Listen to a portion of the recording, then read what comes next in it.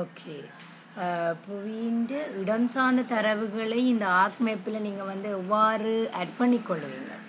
இதுக்கு வந்து சில டூல்ஸை பேஸ் பண்ணி இங்கே வந்து ஆட் பண்ணப்படுது. அதில் வந்து ஆட் டேட்டான்றதில் வந்து நீங்கள் கொடுத்து உங்களுடைய தரவு எந்த ஒரு ஃபோல்டரில் இருக்குது, உங்களுடைய ஸ்பேஸ் தளத்தில் நீங்கள் எந்த ஒரு ஃபோல்டரில் வச்சுருக்கிறீங்களோ அதை சூஸ் பண்ணுவீங்க. அதை சூஸ் பண்ணிவிட்டு நீங்கள் வந்து அதை செலக்ட் பண்ணிவிட்டு அட்டெண்டு கொடுக்குறீங்க. அட்டெண்டு கொடுக்குற பட்சத்தில் வந்து உங்களுடைய தரவானது அட்டாகும் குறிப்பிட்ட உங்களுடைய ஸ்க்ரீனில். அப்போ அட்டாகுன்ற அதே சமயத்தில் நீங்கள் என்ன செய்ய போகிறீங்க, அந்த குறித்த தரவுக்குரிய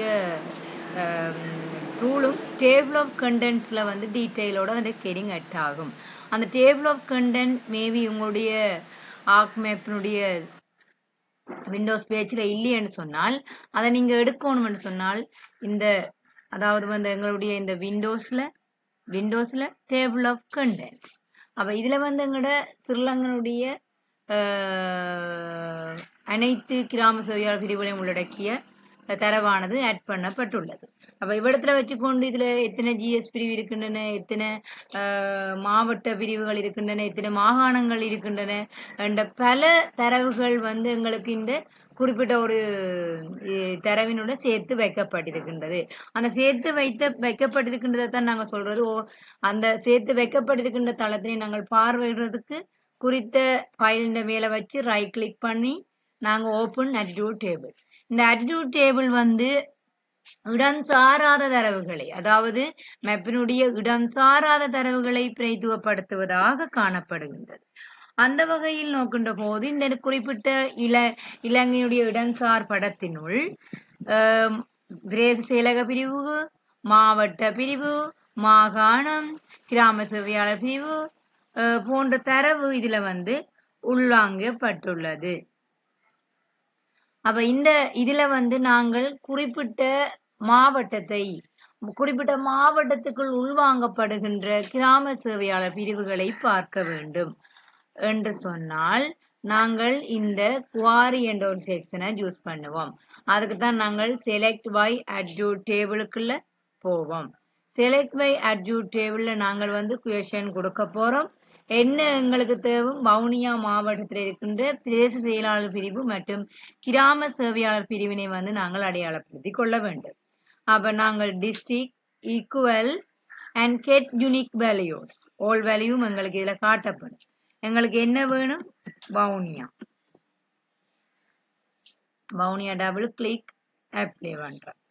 சரியா, அப்ளை பண்ணின உடனே எங்களுக்கு வந்து நாங்க கொடுத்த குவேஷனுக்கு ஏற்ற வியூ வந்து செலக்ட் ஆயிடும். அந்த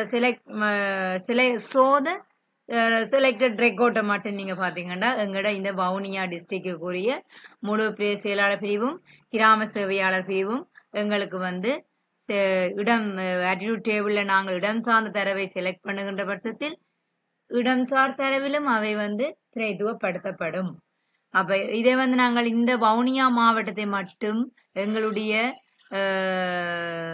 தரவாக வெட்டி எடுக்க வேண்டும். ஆக இருந்தால் குறிப்பிட்ட டேபிள் ஆஃப் கண்டென்ட் ஃபைல வச்சுக்கொண்டு அந்த ஃபைல வச்சுக்கொண்டு டேட்டா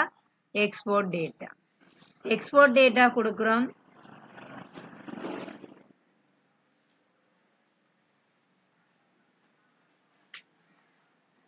ஓகே.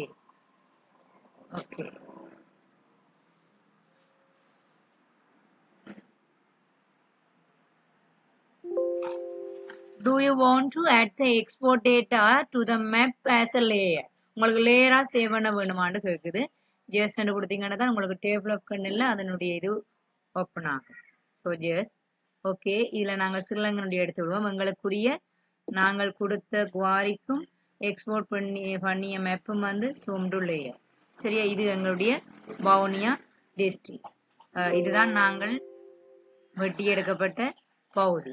இதுல கிராம சேவையாளர் பிரிவும் இருக்கின்றது, பிரதேச செயலர் பிரிவும் இருக்கின்றது.